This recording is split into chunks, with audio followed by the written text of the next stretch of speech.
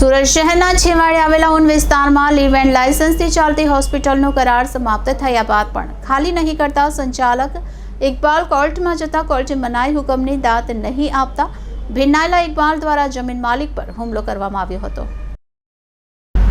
સુરતમાં ઉન પાટિયા વિસ્તારમાં ચાચા સ્કૂલની બાજુમાં ચાલતી હોસ્પિટલના 11 મહિનાનો લીવ એન્ડ લાયસન્સ વર્ષ 2023માં પૂરું થયા બાદ જમીનના મૂળ માલિકે ખાલી કરવા નોટિસ મોકલી હતી, પરંતુ હોસ્પિટલના મુખ્ય સંચાલક ઇકબાલ બાબુસિંહ દ્વારા નોટિસનો કોઈ પણ પ્રકારનો જવાબ નહીં આપી હોસ્પિટલ કાર્યરત ચાલુ રાખી હતી। કબજેદાર ઇકબાલ બાબુસિંહે પોતાનો બદ ઇરાદો પાર પાડવા માટે કોર્ટના શરણે ગયો હતો। ત્યાં કોર્ટે પણ પોતાની માલિકીની જગ્યા ન હોય તેની અરજીનો મનાઈ હુકમ રદ કરવામાં આવ્યો હતો।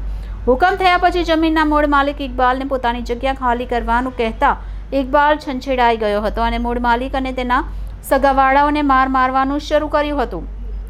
જમીનનો માલિક પોતાની જાન બચાવી ત્યાંથી ભાગ્યા હતા। પોતાની માલિકીની જગ્યા હોવા છતાં ઇકબાલ દ્વારા પોતાની જગ્યા પર કબજો કરવાની નિયતે બધા ખેલ કરી રહ્યો છે તેવી ફરિયાદી દ્વારા રજૂઆત કરવામાં આવી હતી। વધુ તપાસ ભેસ્તાન પોલીસ કરી રહી છે। આપનું નામ? મારું નામ નાઝિમુદ્દીન શાહબુદ્દીન શેખ છે। નાઝિમભાઈ, શું બનાવ હતો ને શું હકીકત છે?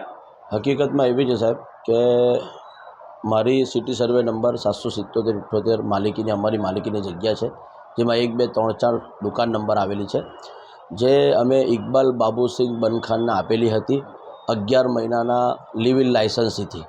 એ 11 મહિનાનો લીવ ઇન લાયસન્સથી 31/8/2023ના પૂરો થઈ ગયો છે। અમે 1 મહિના અગાઉ જ એને નોટિસ લેખિતમાં આપી દીધેલી કે આ મિલકત અમારે ખાલી કરાવવી છે અને આપનો કરાર પૂરો થઈ રહ્યો છે, અમને કબજો પરત આપો। એ કબજો કરાર પૂરા થતાં પછી બી ઇકબાલ બાબુસિંહ બનખાને અમને કબજો નહીં આપ્યો અને આજ દિન સુધી નહીં આપ્યો। અમે વારંવાર રજૂઆત બી કરી અને અમે લેખિતમાં બી એમને નોટિસો આપી છે। કોર્ટમાં એણે મનાઈ માંગ્યો હતો, એ બી નહીં મળ્યો એને, અને એમને કોર્ટનો ઓર્ડર બી અમને મળી ગયો છે અને બધું ક્લિયર થઈ ગયું છે। એ પછી બી અમને કોર્ટમાં અમને કબજો નથી આપી રહેલો। અને હવે જ્યારે કાલે જઈને અમારા પપ્પા અને ભાઈ એમને રજૂઆત કરી, એ પહેલાં બી 2-3 વખત રજૂઆત થઈ ચૂકી છે, ત્યારે આવું નહીં થયેલું। કાલા એકદમ ગયા, રજૂઆત કરી, એકદમ ઉશ્કેરાઈ ગયો અને બીજા એના 6-7 માણસો 8 માણસો ત્યાં બેસે જ છે ઓલરેડી। એ લોકો બેસી રહી છે। એ લોકો આ જે ઇકબાલ બાબુસિંહ બનખાન છે એ આવા લોકોને, આવા તત્વોને બેસાડીને જ મૂકે છે ઓલરેડી બધી જગ્યા ઉપર। અને જેવી રીતે કાલે ભાઈ અને પપ્પા ગયા, એ લોકો એકદમ ઉશ્કેરાઈ ગયા અને ઊભા થઈને ઠાઠો પકડી લીધો અને 2-3 લાફા પહેલાં માર્યા અને ડૉક્ટર ઇકબાલ બાબુસિંહ બનખાને પોતે એના કાઉન્ટરના બાજુમાંથી ભાઈના કહેવા મુજબ અંદરથી તલવાર કાઢી। ભાઈ એકદમ ગભરાઈ ગયો, ભાગ્યો, પાછો એને પકડ્યો અને દબોચી લીધો।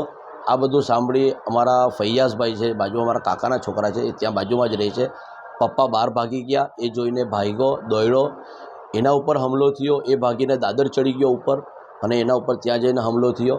એ ત્યાં બેહોશ પડી ગયો। એને 2 કલાક પછી અમે નીચેથી ઉતાર્યો। અમને ખબર નહીં હતી કે ઉપર આ માણસને વાગી ગયો છે અને બહાર ભાગી ગયો ભાઈ, એમને બી ગુપત માર મારી અને આ બધું થયું છે। અને ડૉક્ટરે આ બધું જોઈને કે આ કેમેરામાં બધું રેકોર્ડ થઈ રહેલું છે, બાદમાં એને ધ્યાન આવ્યું, એણે પોતાના માણસો પાસે આ બધું કેમેરા, DVR અને જે રેકોર્ડિંગ જેમાં રહી છે એ બધું હાર્ડ ડિસ્ક વગેરે એમાં તોડીને બધું એના માણસો પાસેથી રવાના કરાવી દીધું અને અમારી પોતી માલિકીની જગ્યામાં એનું ફર્નિચર જે નોર્મલ હશે એ તો તોડ્યું, લાઇટ પંખા બી તોડી નાખ્યા અને અમારા ફર્નિચરમાં બી એણે નુકસાન કર્યું અને તોડીને સામે અમારા ઉપર એક્સેપો કરી રહેલો છે અને અમને ફસાવવા માંગે છે। અમે એક નોર્મલ માણસો છે અને આ વસ્તુમાં માનતા નથી। અમે કોર્ટમાં ચાલે છે અને કોર્ટને માન્ય આપીએ છીએ। અમે આટલા ટાઈમથી અમે ચાલી જ રહેલા છે। આજ દિવસ સુધી અમે કોઈ જબરજસ્તી કબજો પડાવવા માંગ્યો નથી, જબરજસ્તી કબજો માંગ્યો નથી। રજૂઆતો કરી છે, લેખિતમાં, મૌખિકમાં બધી કરી છે,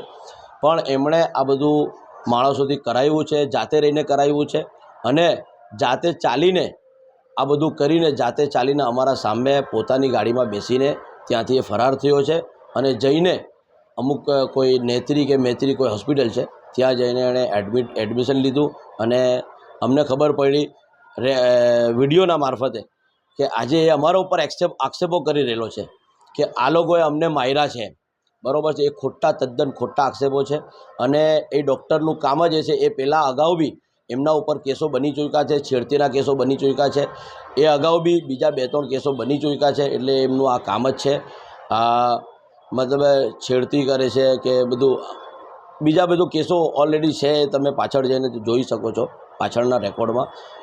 એટલે કહેવાનો મતલબ શું છે કે આ ખોટા આક્ષેપો કરી રહેલો છે, અમને ફસાવવા માંગે છે, અમને ભેરવવા માંગે છે. અમારી માલિકીની જગ્યા છે, આજ સુધી અમે કોઈ ખોટું વસ્તુ કરી નથી. અમે કોર્ટને માનવા તૈયાર છે અને કોર્ટના ઓર્ડર પ્રમાણે અમે ચાલવા તૈયાર છે બધી જ રીતે.